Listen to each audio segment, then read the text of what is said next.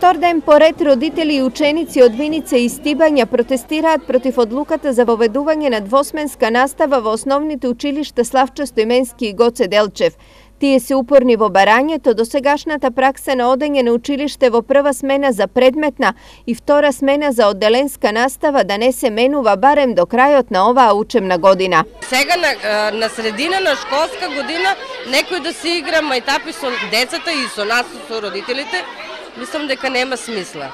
Како прво нашите деца одат по пладне, имат други активности, одат на ракомет, одат на аеробик, одат на англиски. Ако оде втора смена, кое време ќе е тоа? Значи секи се испоремете. Сепак за разлика од вчера, кога во овие две училишта речиси и воопшто да немаше настава, денес најголем дел од учениците беа во училишните клупи. Во одделенската смена наставата течеше без проблеми, додека во предметната насока се регистрирани отсутни ученици кои денес протестираа.